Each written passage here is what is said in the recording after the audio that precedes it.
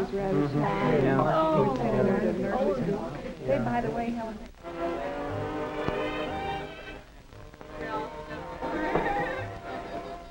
This isn't a very unusual scene. You've probably been to parties like this yourself. Lots of them. A bunch of us kids get together at somebody's house every now and then, and there's music and dancing and just general fun. The only thing different about this particular party was what happened to spoil the good time everyone was having.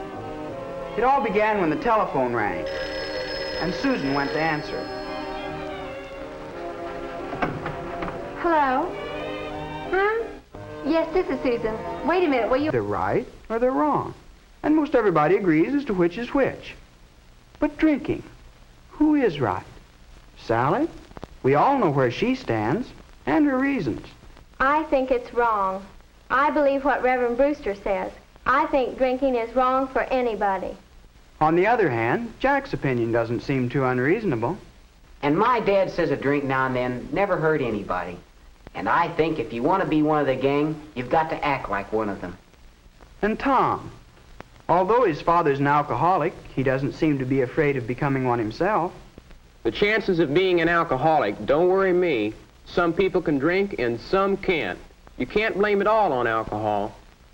Susan doesn't seem to be for either side, but she did bring up a point. In my church, they don't say the use of alcohol is wrong in itself. Personally, I don't care one way or the other about drinking. But it's all right with me if other people want to. That is, if they behave themselves. Some of the kids feel you've got to drink to be one of the gang. That's what I say. If you want to be one of the gang, you've got to act like one of the gang. You don't want people to think you're a square, do you? Do you mean to say you think you have to drink? I don't drink, and I get along all right with the gang. Well, I think our parents are concerned mainly about kids who drink deliberately, to get high and put on an act. It's not a simple question, is it? There seem to be many different opinions, even among our own gang. Each one of us must make up his own mind. It isn't easy. What do you think? What about drinking?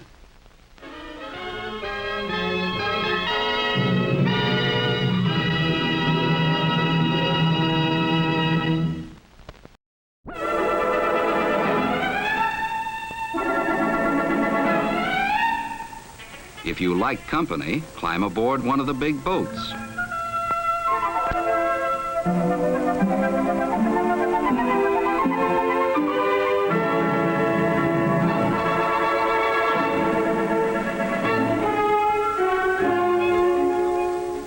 If you prefer your own company, that also can be arranged.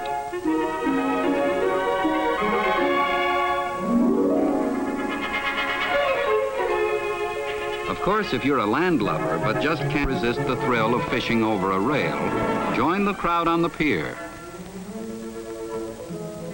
You'll catch 'em, too.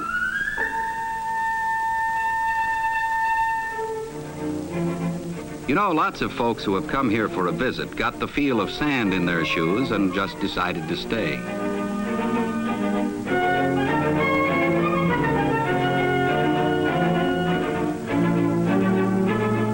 But don't tab this aggressive city as being dependent entirely upon vacationers. It's a happy combination of many things that have contributed to its rapid growth. During recent years, special emphasis has been placed on high-type diversified industry, including research and development of electronics, so important to this space age. It's a growth that has demanded constant improvement, ever-broadened development, both municipally and through private enterprise. There are a number of excellent banking institutions to serve every financial need. Although several daily newspapers cover the greater Los Angeles area, most of us have come to depend upon our own for up-to-the-minute news and timely information of both local and international significance. Editorially, our newspaper has done much to influence and stimulate avid interest in local affairs, and in this way has contributed greatly to the growth of this progressive city by the sea. Our paper also has the distinction of being selected reading in the local school system as an educational aid, including our own city college. Speaking of schools, Santa Monica is acknowledged to have one of the finest systems in the nation, both scholastically and athletically.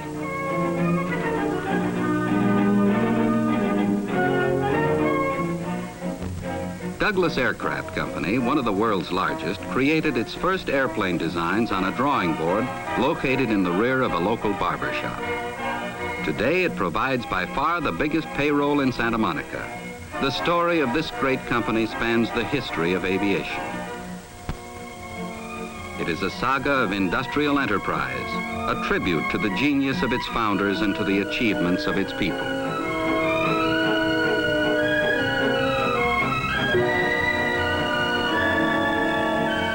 One of America's largest telephone systems, with California headquarters located here, never ceases in its efforts to improve service or acquire greater knowledge in the scientific progress of communications. Like other progressive business firms in the area, ample off-street parking is provided for employees and visitors.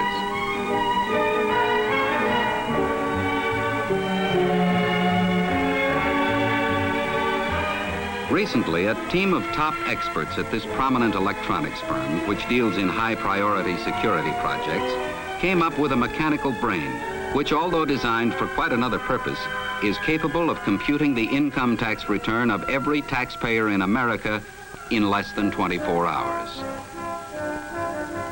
When you consider the many advantages, such as ideal year-round climate, recreation, and opportunity, you begin to understand why engineers الذين لا يعرفون من هموم الحياة هما. قصة أولئك الناشئين الذين لا هم لهم إلا الجري وراء كل ما يثير، وأولئك الذين لا بد لهم من عرض عضلاتهم وقدرتهم الرياضية أمام جماهير المعجبين، غير أن بعض الناس لا تستهويهم الرياضة أو الإثارة، وكل ما يعنيهم غفوة قصيرة أو الهدوء والترويح الذي يأتي مع صيد السمك، غير أن هؤلاء جميعا في لهوهم ولعبهم يشتركون في شيء واحد، شيء تسبب في قيام صناعة نامية في الشرق الأوسط. إنهم جميعا يظمؤون. هذه الحاجة البسيطة للانتعاش، هذه الترويحة القصيرة في أحد أيام العمل أو في ساعات اللهو، هي أساس صناعة المرطبات. وراء هذه الزجاجات المألوفة قصة صناعة أخرى تخدم صناعة المرطبات، هي صناعة الزجاجات. بغير هذه الزجاجات المصنوعة في مصانع حديثة كهذا المصنع في القاهرة وآخر في دمشق، ما كانت تقوم لصناعة المرطبات في الشرق الأوسط قائمة. إن الفن القديم لصناعة الزجاج الذي اكتشف في البداية في الشرق الأوسط منذ 4000 عام، تقوم مقامه اليوم صناعة حديثة ذات آلات مدهشة.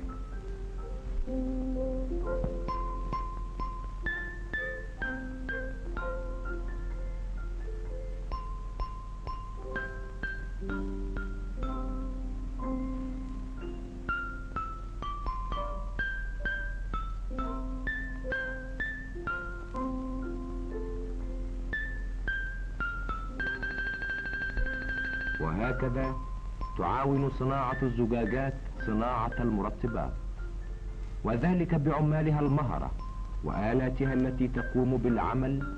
وفي مقابل ذلك تعاون صناعة المرطبات الزجاج بالطلب المتواصل لملايين من هذه الزجاجات المميزة التي أصبحت اليوم جزءا من الحياة اليومية في البلاد العربية السعودية وفي مراكش وفي سوريا ولبنان والجزائر والعراق وتونس وفي مصر. على أن الزجاجات تحتاج إلى عناية خاصة لربطها وشحنها إلى مصنع التعبئة، الأمر الذي يستدعي التعاون مع صناعة أخرى، صناعة الأكياس.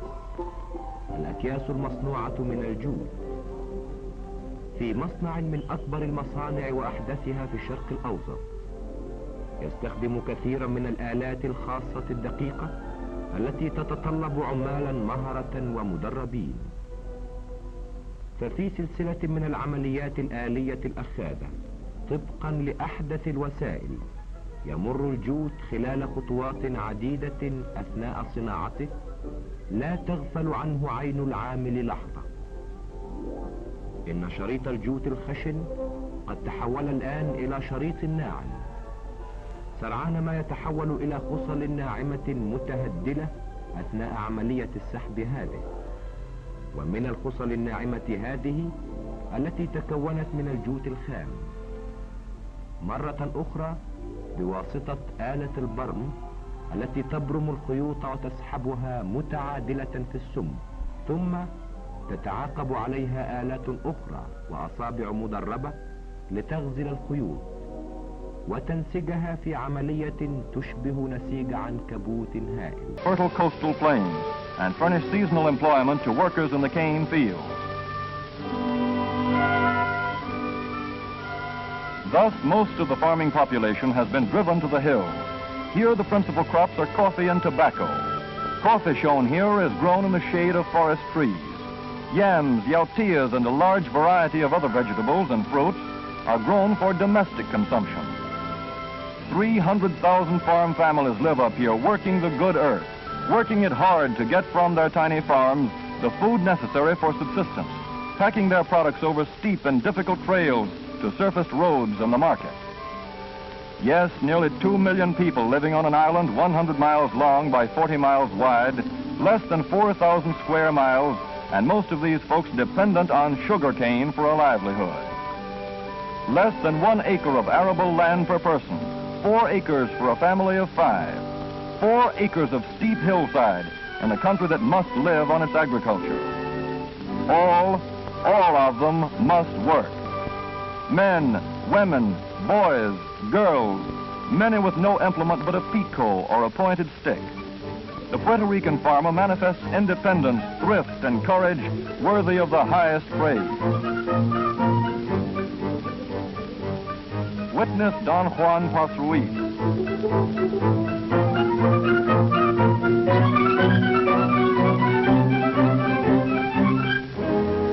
By means of hard work, intelligent management, and the help of his family, he manages to grow on 22 acres about 75% of the food needed for his household of 19 persons. No movies, no auto, no radio, no 8-hour day, but supreme satisfaction in the knowledge of work well done.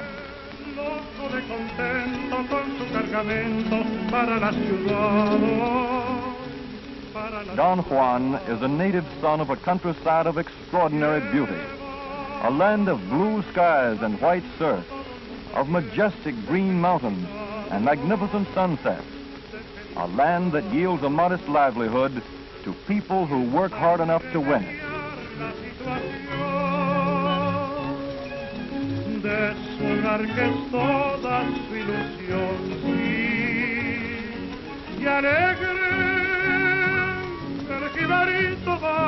Pensando así, diciendo así, cantando así por el camino. Y yo vendo la carga, mi Dios querido.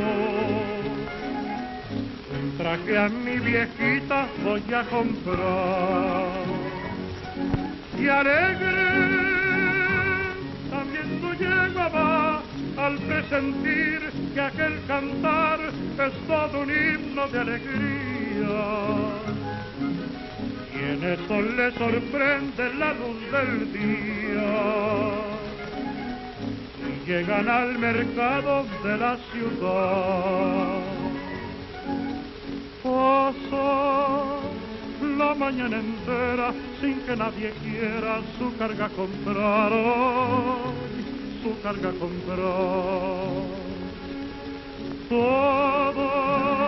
Todo está desierto, el pueblo está muerto de necesidad, de necesidad. Se oyen los lamentos por doquier, desune el dillado por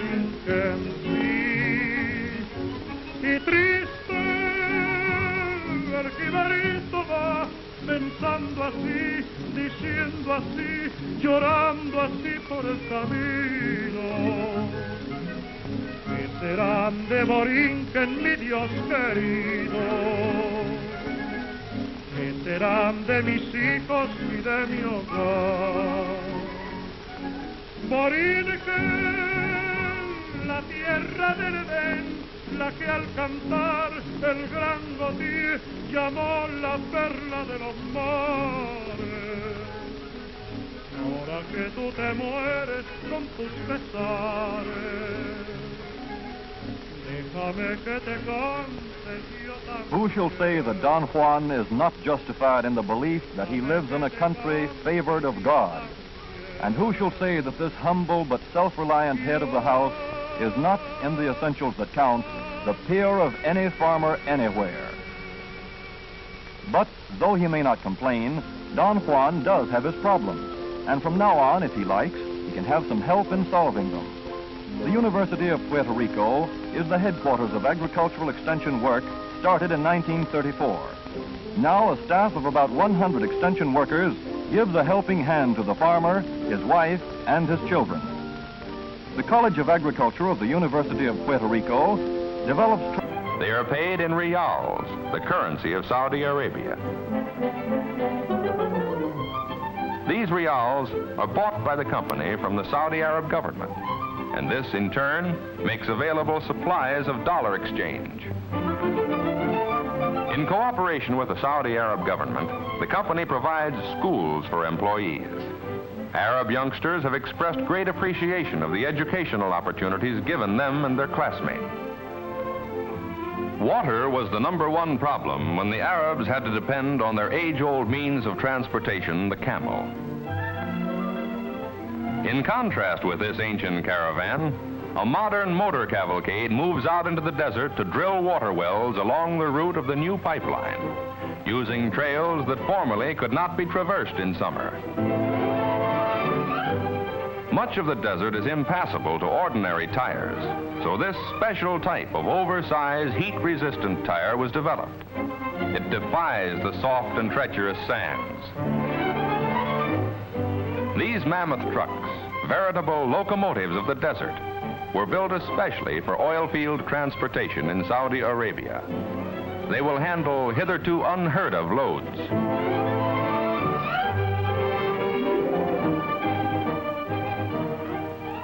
As rapidly as possible, the company is getting rid of this type of temporary housing hastily built for the Arabs in the early stages of development and replacing it with modern, well-built quarters like these.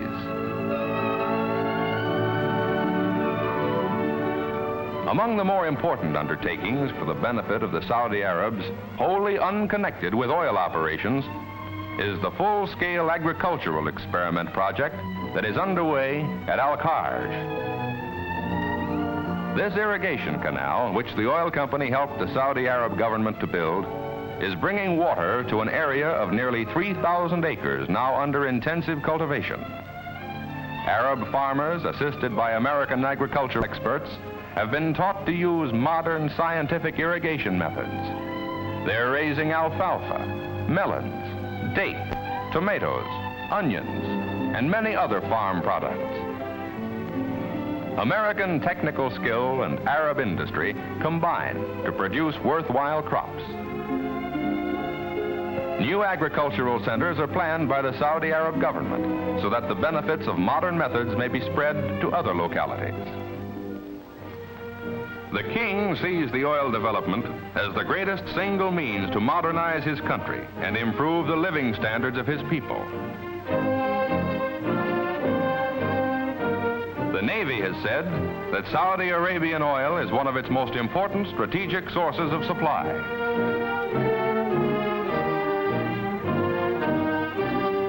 The men who are working for the economic recovery of Europe see Middle Eastern oil helping them in their labors, day in and day out.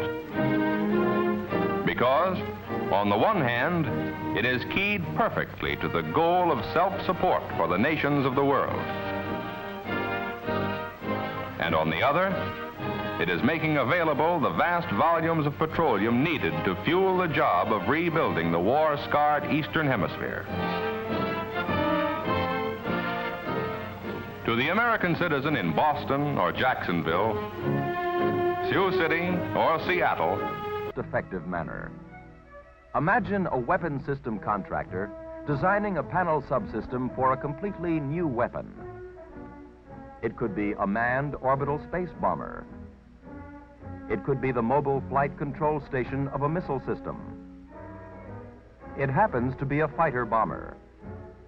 To examine the problem of display and control design of a typical weapon system, we'll visualize a completed aircraft like this, but only for purposes of discussing procedures.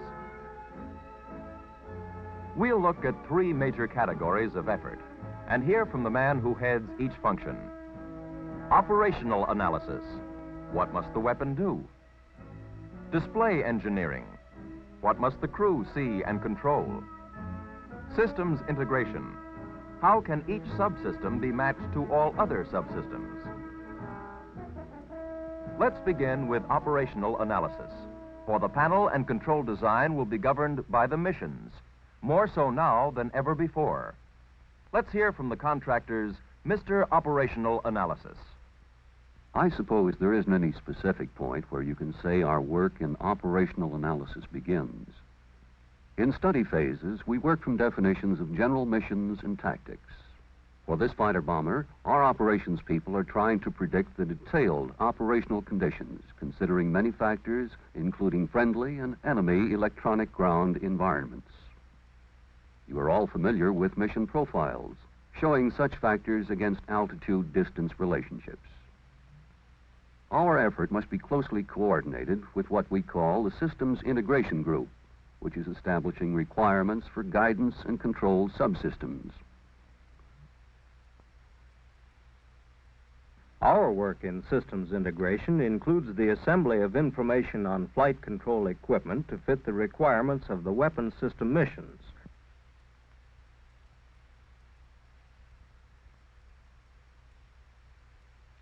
We have to determine the types of subsystems and from each subsystem the required function output. The selection of types of flight control equipment is an important factor in the crew function studies based on the mission analyses. In operational analysis, our human factors people examine each mission profile, translating it from a base of miles to a base of minutes. We want to examine crew responsibilities at each minute, a task analysis. In some cases, we will examine the mission second by second, as, for example, the takeoff. Watch how quickly things happen here.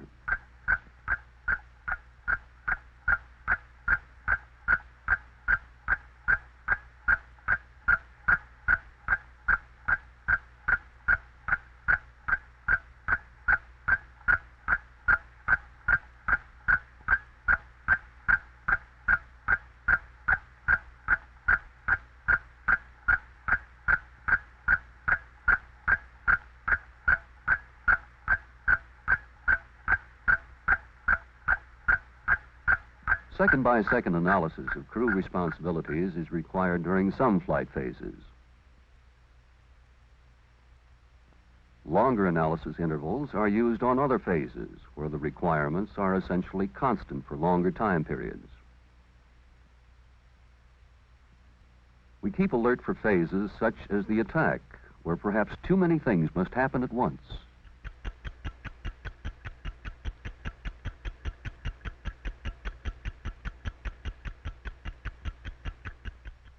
Operational analysis uses every means possible to simulate missions and to perform tests, so we can recommend which function should be automatic, which function should be manual, and which ones at the pilot's option should have both automatic and manual control. Such analysis considers many features.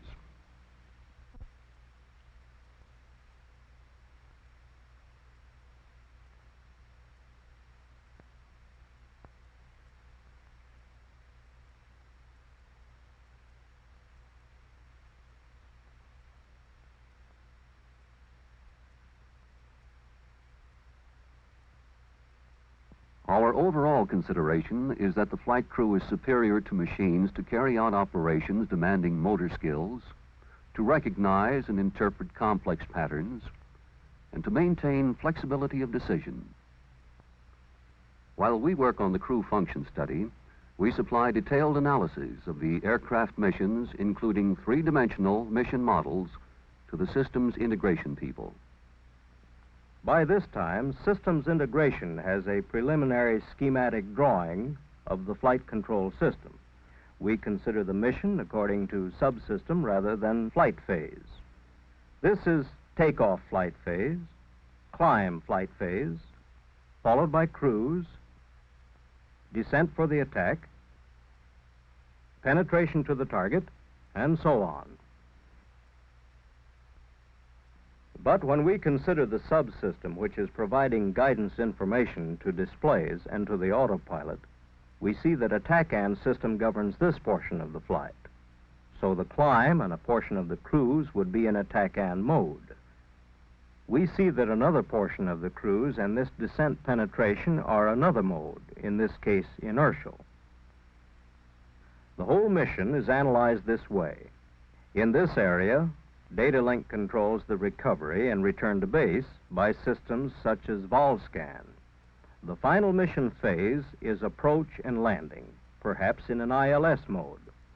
So this, combined with timeline operations analysis, gives us a good basis for our study of what the crew must see and do. This determines the signals that must be supplied to display and flight control.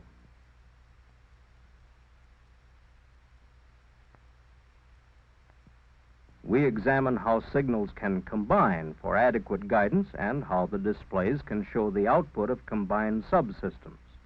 From this kind of study, we make up a flight mode analysis chart. We consider each element of display, such as Mach, IAS, safe speed, G, on down through, altitude, heading, course, and so forth. We also examine automatic flight control system references. What is the origin of the signal that will drive each element of display and or furnish a command to the autopilot during each mission phase?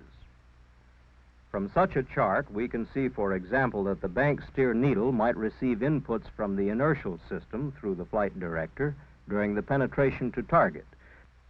But the same display element should also receive inputs from the terrain clearance system for part of the time. The autopilot may need similar combining of signals from more than one subsystem. We determine all combinations of information sources and how certain signals must be changed or combined for adequate guidance. We can also see the elements of integrated display as they will be used by the air crew. When we complete this chart, it becomes, in effect, the summary of control display needs. At this point, we begin to work even more closely with the display engineering group. In our display engineering effort, we're studying the nature of the information required by the crew to capture. Well, it's better than going to school, isn't it? School's for kids. And what do you think you are? Come on, lay off, will you? It doesn't matter how he makes it, just as long as he gets a buck. That's what I always say. Boss told me he was going to give me a job driving a delivery truck now. Raising pay. Crazy. Yeah. Hey, I can go up to the gas station and buy gas from you now. Yeah, but, well, I don't work at the gas station anymore. But I got a better job all lined up now, all set up. Having a baby. You bet he has. Joe Conklin is one. Mike here is another. High school dropouts, boys in men's jobs.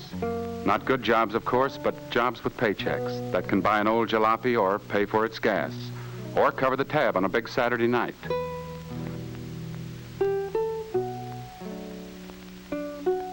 They're not bad boys, these dropouts, not delinquents, not hoods, not yet, that is. They may not even be stupid or backward or lazy. This is Pete, a nice boy, as a matter of fact, just one of almost 1 million American youngsters who didn't make the grade at high school last year. What makes a school casualty?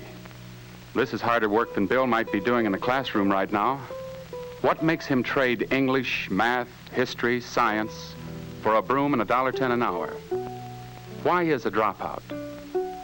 School people in many American cities have been asking this question. Heavy, weighs 24 ounces. That's the regular weight for a hammer. and a woman can use it easily. It's just a comfortable handful when you work with it. Okay, wrap it up. Yes, sir. How about some nails?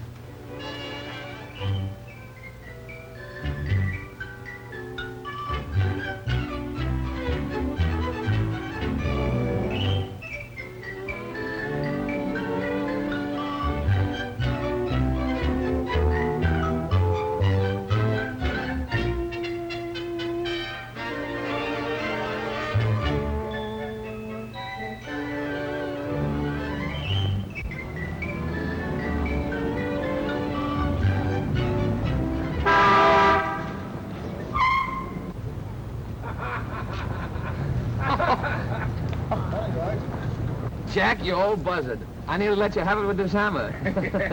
That was a lousy trick. Sorry. Hop in. Only going down the street a bit.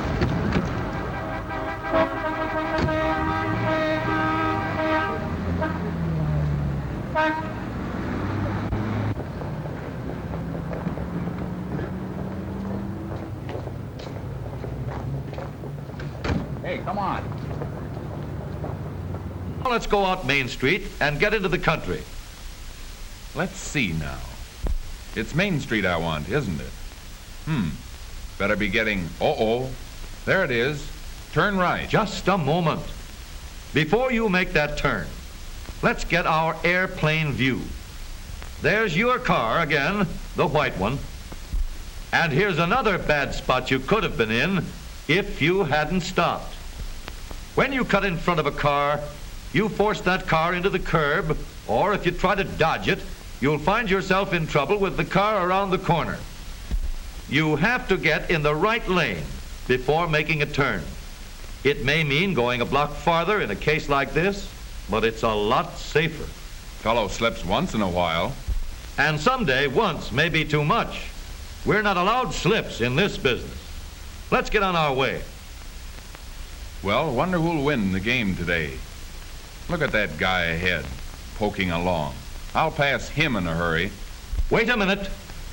Remember all 4 cars and get an airplane picture of what might happen before you try to pass this car.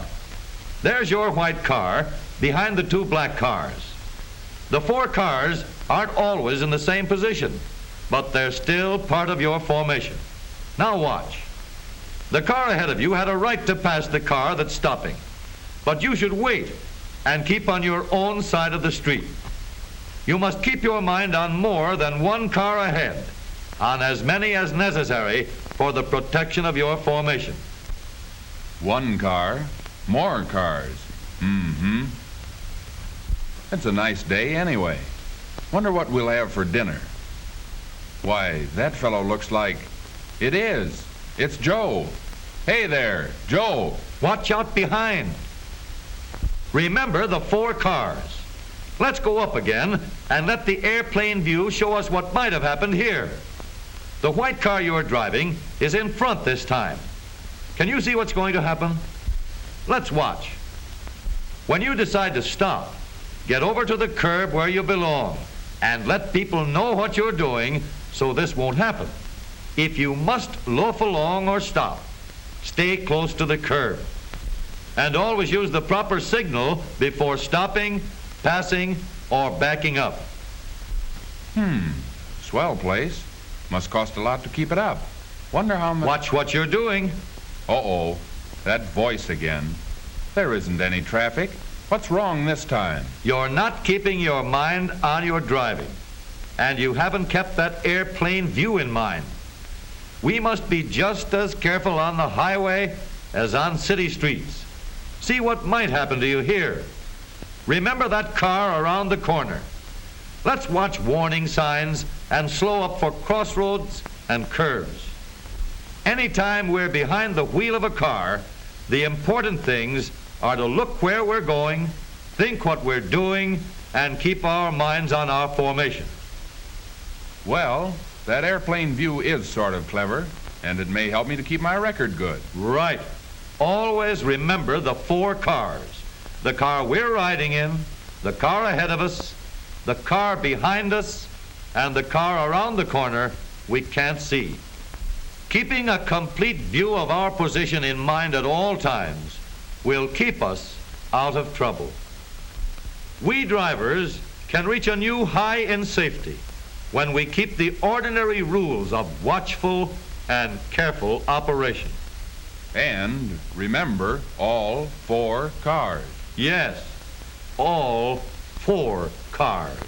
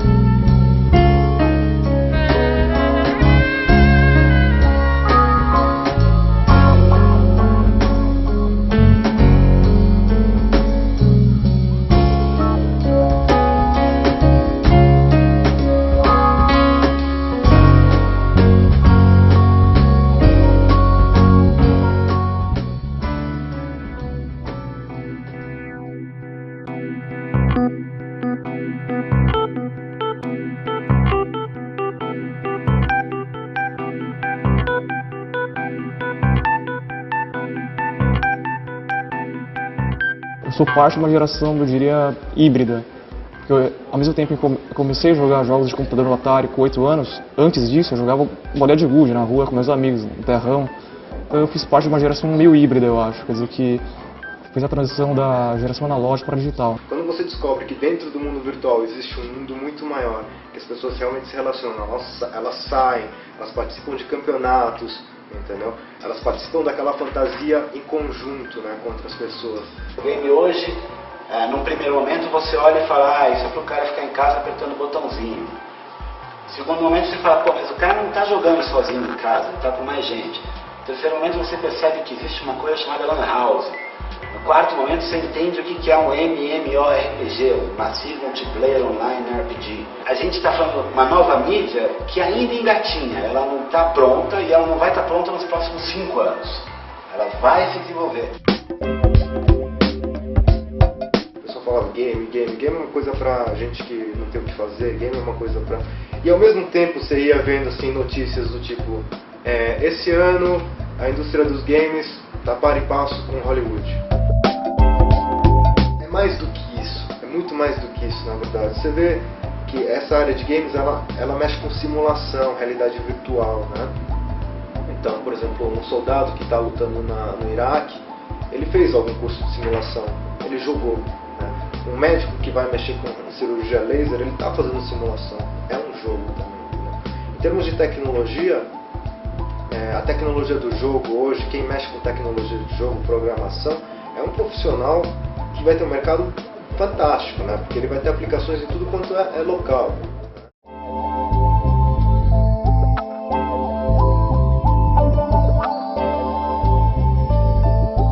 Desde o fliperama que vem vindo. Bring health and happiness where formerly death and misery were all too common. Their visits run into the millions. New interests have vanquished the darkness of despair in the lives of thousands of sightless men and women as a result of several projects in which books and maps have been translated into Braille, the written language of the blind. The proofreading of these works is done by sightless experts. In some cities, instruction is given in the reading of Braille maps. The tragedy of blindness has been the lot of thousands of our people in region glaucoma, a dread eye disease is prevalent.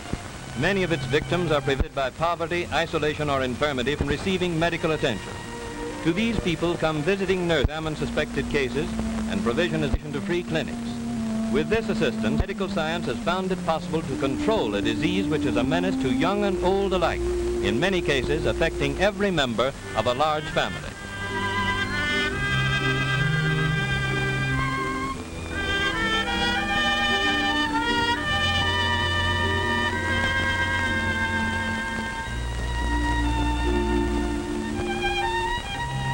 Needless to say, the staff necessary to maintain this important service is recruited from the trained workers of the regions concerned.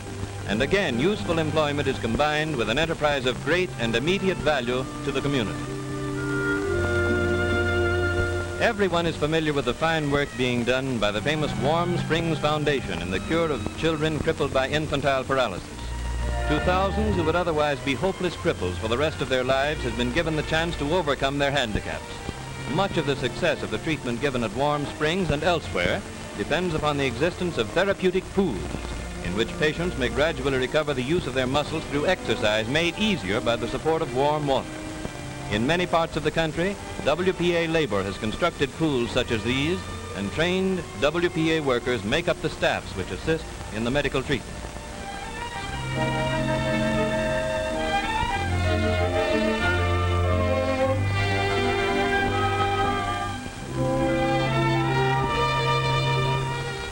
This therapeutic pool is in the James Whitcomb Riley Memorial Hospital in Indiana, made doubly interesting by Riley's immortal poem about the little crippled boy with curvature of the spine. In hundreds of cities, the Works program safeguards the health of many thousands of normal children of preschool age. In nursery schools, the children of needy and working mothers are provided with the best of care and medical supervision. Projects which are part of a broad educational program in which the WPA has helped millions of children and adults. Supervised play activities and preschool training under competent instructors removed from the relief roles are part of the schedule at each of these nursery schools. Meals are provided for the youngsters, and plenty of health-building milk and orange juice is consumed during the mid-morning and mid-afternoon luncheons. The food is prepared under the supervision of dietitians, and at all times a careful check of the health and development of the children is maintained.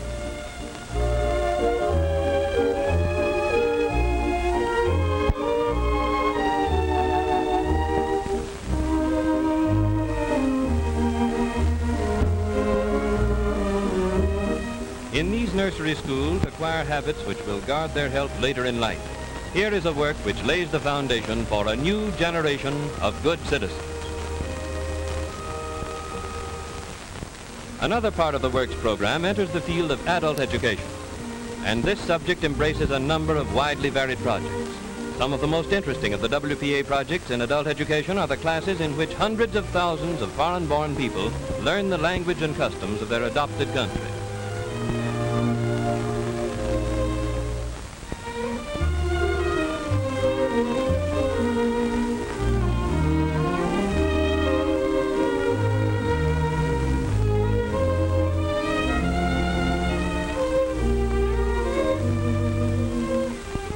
Vocational training projects are another branch of the adult education program.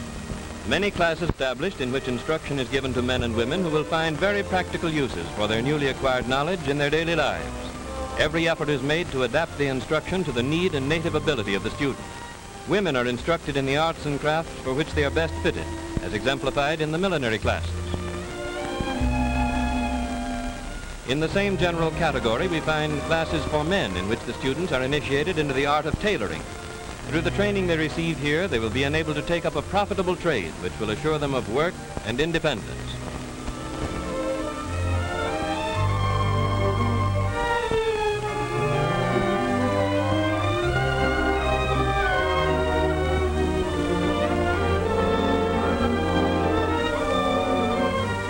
A project which combines rehabilitation and education. Watch what Mary does this time. Sorry, Mary. Okay, Dad.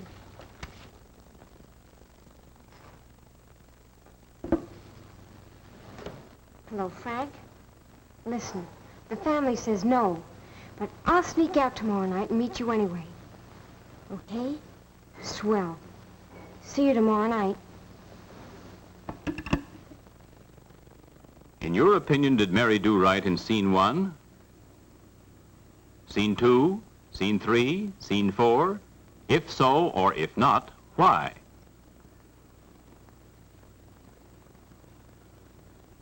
Now are you ready for the next family scene? Here we go. Watch carefully everything that happens as Mary and Bill and George and their parents finish supper. Well, who's going to help me do the dishes tonight? Why, I'd like to, Mother, but I've got so much homework.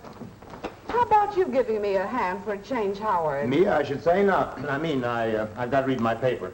Let Bill do it. Well, some other time, Mother. Some of the fellows are waiting for me down at the corner. Here, I'll help, Mother. And it's my opinion that if everyone in the family would lend a hand once in a while, we'd get the work done that much quicker. Then we could all go out afterwards and do anything we wanted to. Which type of answer do you think is best? One like Mary's? Father's? Bill's? George's? Or an entirely different one? Why?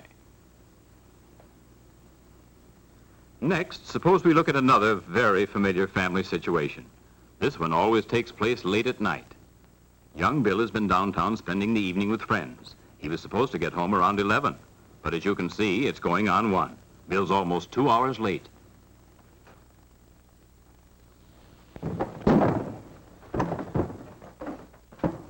Uh-oh, Father's awake, so what should Bill do and say now? Here's possibility number 1. What kept you, son? It was like this. You see, Skinny tripped and twisted his ankle, and we had to carry him to the hospital.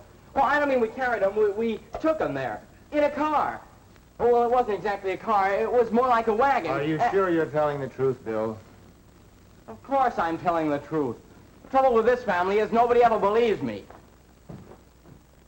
That's one way to meet a problem. Here's another way. Where were you, Bill? It's none of your business. I'm not a kid anymore. I'm old enough to take care of myself. Now listen. And beginning now, that's just what I'm going to do. Now, and I'd like to see you or anyone else try to stop me. Now look at possibility number 3. What kept you, Bill? Oh, sorry, Dad. I was fooling around with the gang, and it was 12:30 before I realized it. You know what we all agreed on, don't you? Yeah, anyone who comes in late can't go out again for a week. That's right. It's too bad, but... Oh, that's all right. It was my fault. Good night. Good night, Bill.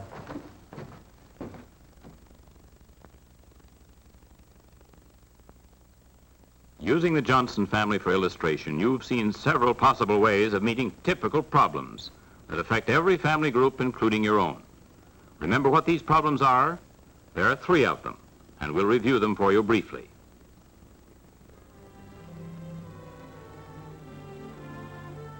In your opinion, what should happen when an invitation is received by telephone or otherwise?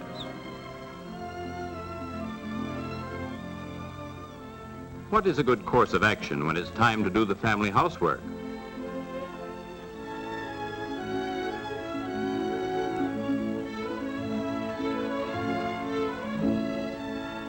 What procedure do you recommend when someone comes home late?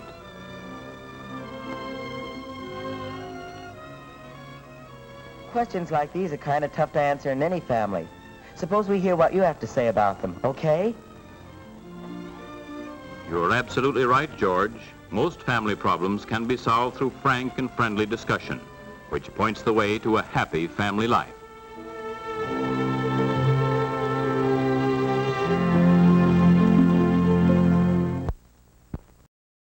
My name is Charlie Wright.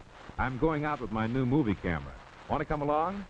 The fellow who sold it to me said, just follow the instructions and you can't go wrong, Mr. Wright. There's the house of my neighbor, Joe and Mabel Titlehocker. It's a nice, typical suburban home with a baby, dog, cat, and mortgage. There's Joe Titlehocker arriving home with a package. I wonder what's in it. I know it's not his anniversary. I've never seen Joe so excited. All right, so he ain't me. Why, it's a camera like mine. I knew he'd get one as soon as he saw the one I had, the copycat. Yep, the instruction sheet is just like mine. It tells you exactly how to use your camera. I'm telling you, Joe, you better read it. Don't be a schmo, Joe. Joe's taking his first movies of his wife and dog Rover. Any resemblance between Rover and Joe is purely coincidental. Now, I'm anxious to see how his first attempt comes out. So is Joe, Mabel, and Rover. Here it comes, Joe's big moment. I'll bet Rover will think he's the new Lassie. What's that? Oh, it's not focused correctly. It must be a picture of Mabel and Rover. I only know it because I saw him shoot it. Now let's leave Joe and his troubles for a minute and see if we can find the correct way to focus. On the front of the camera is a lens. There are two types of lenses, focusing and fixed focus. With the fixed focus lens, no adjustment is necessary as all objects are sharp, except those very near the camera. The focusing lens...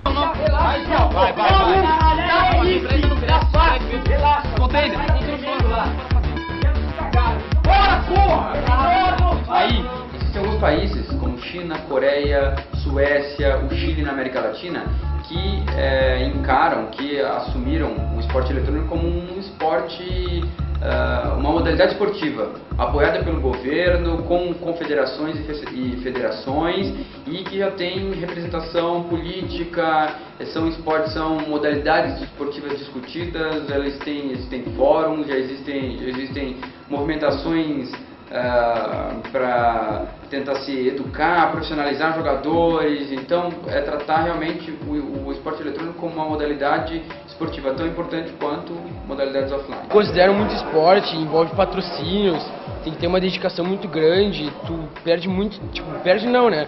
Tu usa muito tempo da tua vida no dia a dia, treinando, indo para eventos, e acho que pode ser muito considerado como esporte, sim. Claro que ele tem que ter uma inteligência, ele tem que ter uma percepção daquele jogo, tal qual um esportista tem do seu campo de atuação. Eles fazem uma representação do esporte. Eu não vou chamar um cara que sai dando tiro no seu console de atleta. I mean, I wouldn't put so much time into something I wouldn't consider a sport. I mean, if it was just like, a normal hobby, it would be insane to use so much time and be so, affected to the game, and put such a hard schedule in it and be so focused on it. I mean, that's the difference between a hobby and when something is a sport for you. Yeah, of course it's a sport. It's really, after each game you're really exhausted because you're using your mind a lot and your reaction time, and you have to stay focused all the time for 1.5 hours just for a game.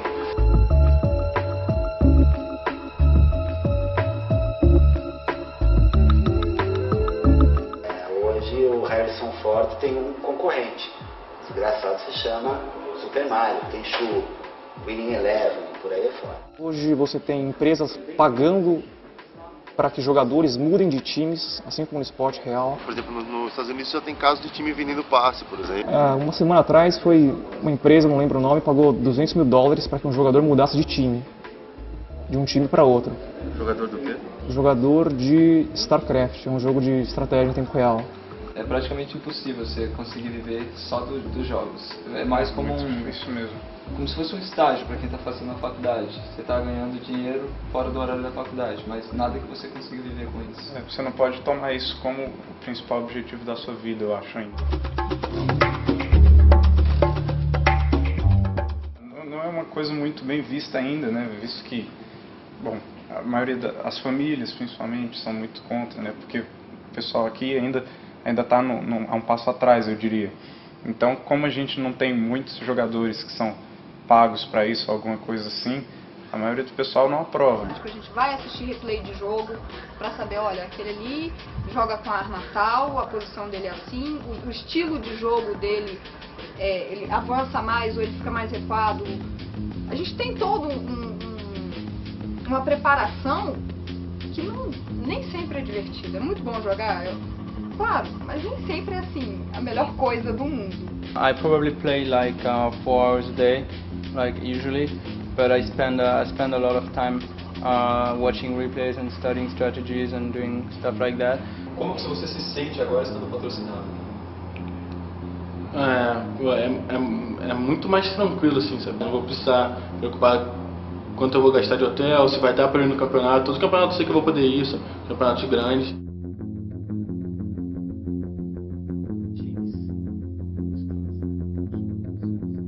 Ainda é um jogo elitizado, querendo ou não.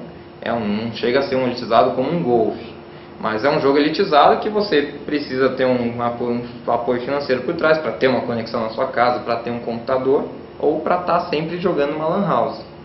Acontecem de vez em quando até algumas brigas, onde os pro gamers acham que eles impulsionaram as lan houses e as lan houses que falam que impulsionaram os pro gamers.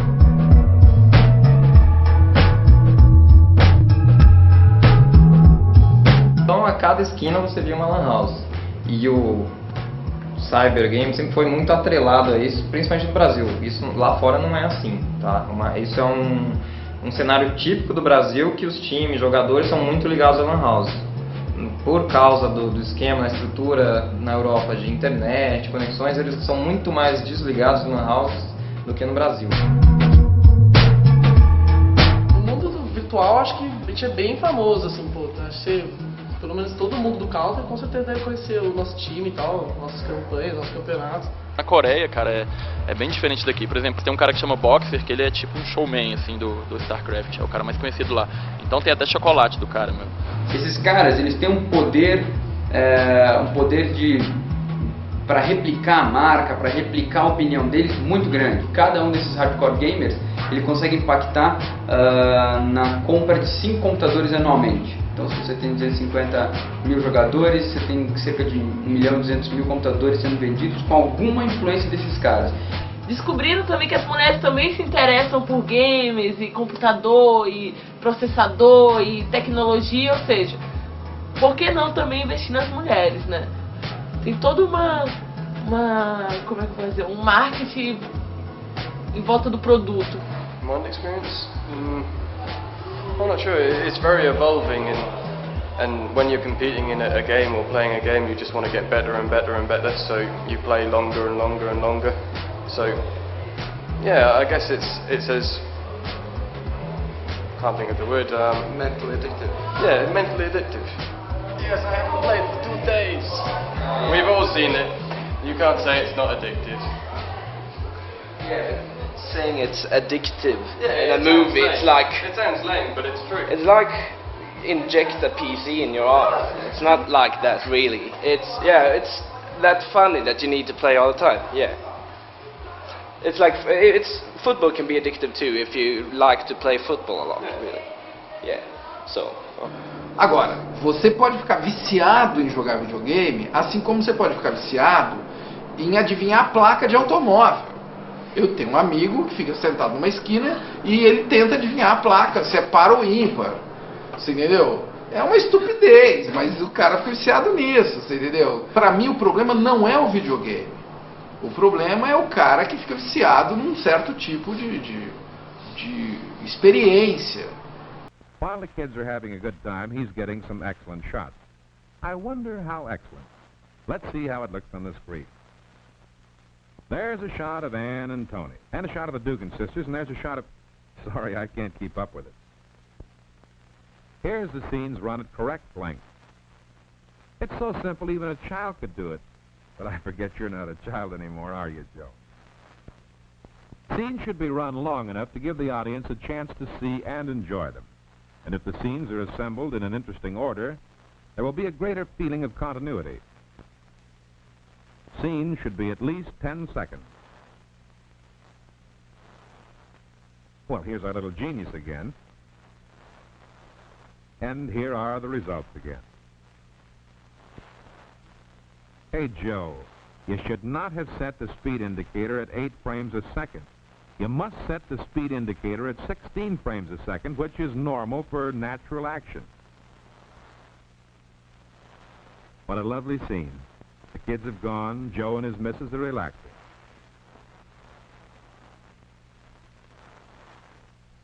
Why read that book, Joe? They didn't even have cameras in those days. Do you mind if I look over your shoulder? Joe, you really fooled me. Just follow instructions and you'll take some real fine pictures and fool everyone. So long, Joe. Goodbye, folks. See you all in the movies. Hey, look, I'm back. You surprised? Did you miss me? Well, before I say goodbye, let's summarize what we've learned. Remember, always focus the lens to the correct distance. Set the diaphragm for the right exposure. Compose the scene carefully in the viewfinder. Pan slowly and smoothly. Keep the camera running long enough on each scene. Set the speed indicator at 16. Above all, study your instruction book again and again. And, oh yeah, by the way, goodbye again.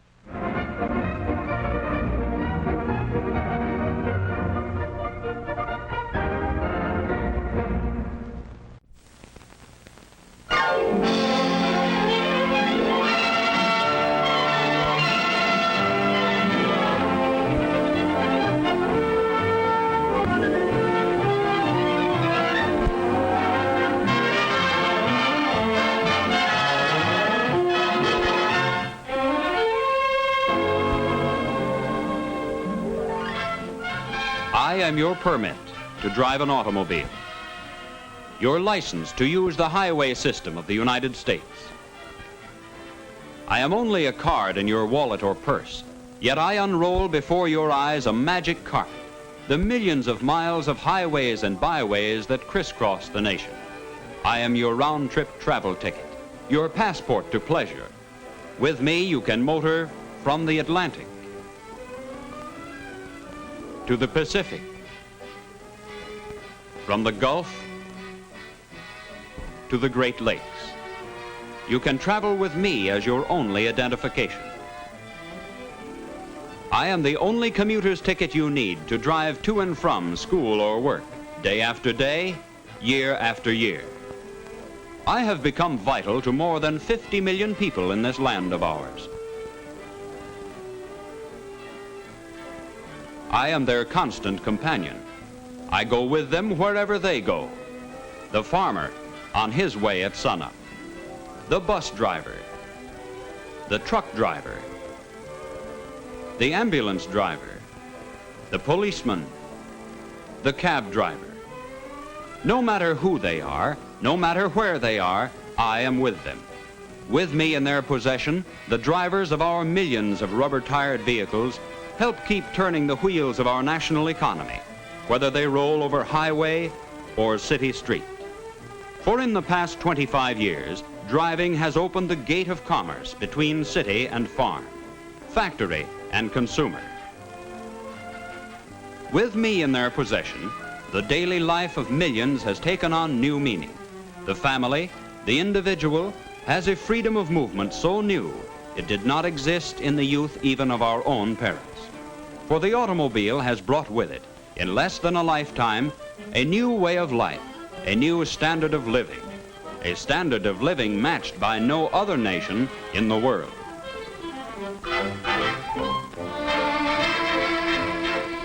Because of the automobile, new industries have taken their place on our national landscape to add billions to our wealth by providing goods, services, and job opportunities undreamed of only yesterday. Our whole way of living has become geared to the automobile. I am your permit, your license, your permission to drive. I am a privilege and an obligation. Your obligation to drive skillfully, carefully, and legally.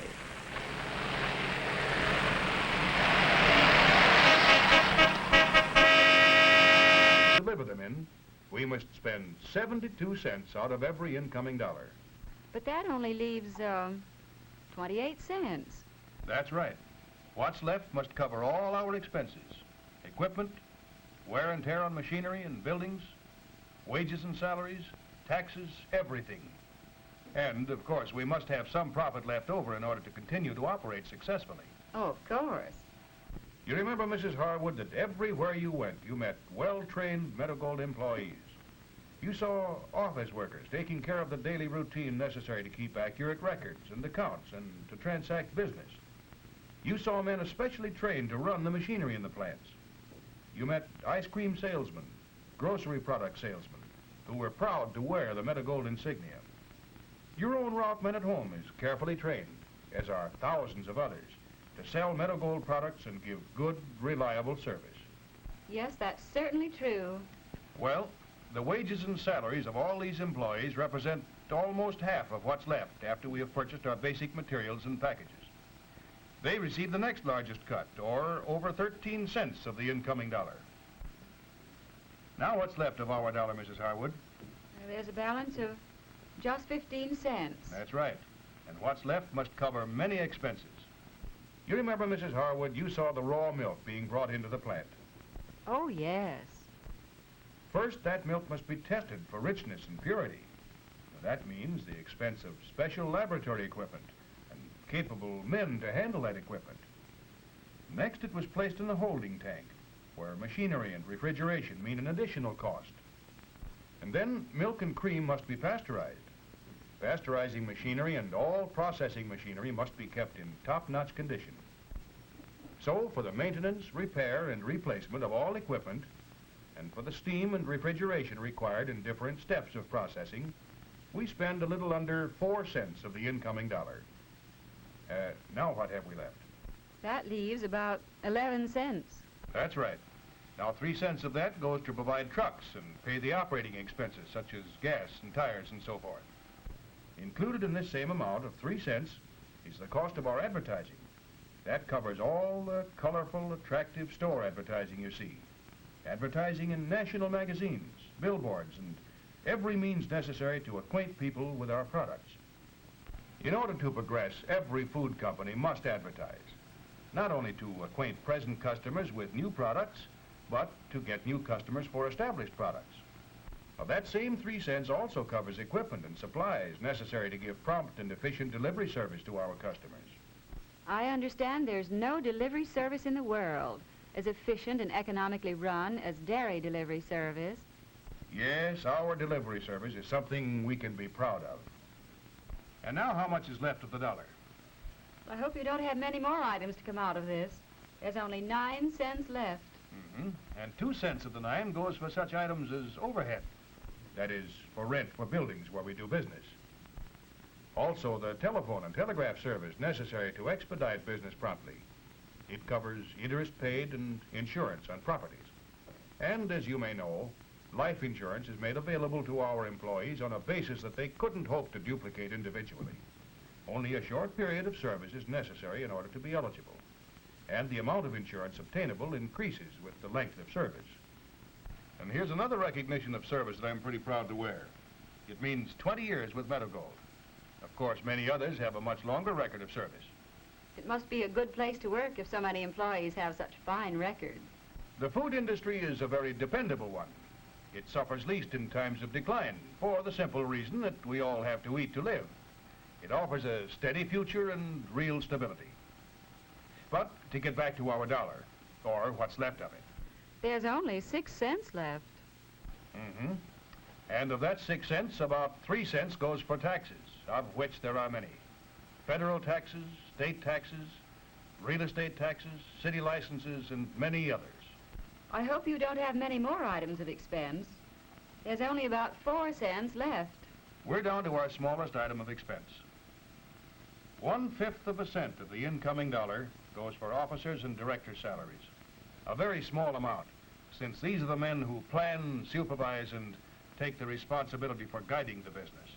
Well, I've heard my husband say that 95% of the businesses fall by the wayside in a few years. So to endure for over 50 years like Meadow Gold has, there certainly must have been good leadership throughout that long period. I guess the proper management in business is the deciding factor between success and failure. Yes, good management is certainly essential. And any business that is to endure must provide against the lean years, too. Which brings us back to what's left of the customer's dollar. In all these construction projects, local labor is employed, and wherever possible, the raw materials are obtained from quarries in the immediate vicinity. How big is the WPA road program? In its first 18 months of operation, the mileage end to end would have stretched 5 times around the earth.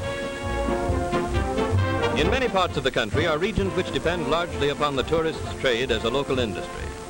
Areas of great scenic beauty have been made available to thousands of visitors through the development of systems of roads in national and state parks and at other centers of attraction for tourists. Many of these vacation spots were completely inaccessible before the Assistant to the Works program made road construction possible.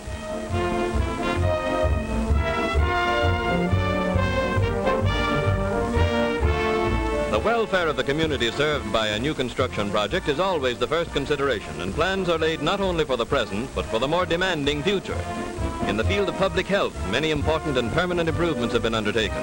The water resources of thousands of cities and towns have been expanded by the construction of reservoirs and water supply systems, ensuring an adequate supply of water for the community's needs for many years to come.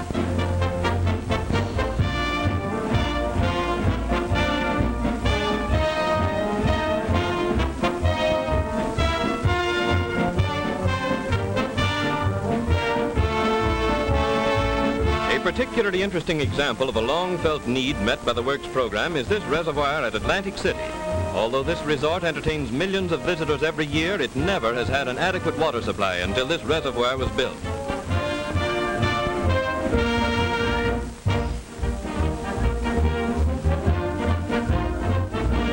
Another type of permanent construction is this community stadium, representative of a large group of projects that provide facilities for public gatherings all over America.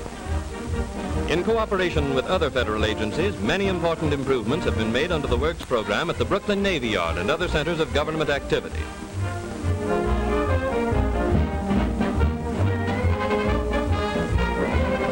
As an aid to traffic, hundreds of new bridges have been completed, designed to withstand high waters and the pounding of heavy loads. Thousands of other bridges have been repaired and made safe. Many cities have been freed from the peril of disease by the provision of modern, scientifically correct sewage systems, which often replace antiquated systems entirely inadequate for the needs of the community. Developments such as these are always undertaken with the cooperation of the public health agencies serving each locality, and the projects are carried out under the supervision of competent sanitary engineers.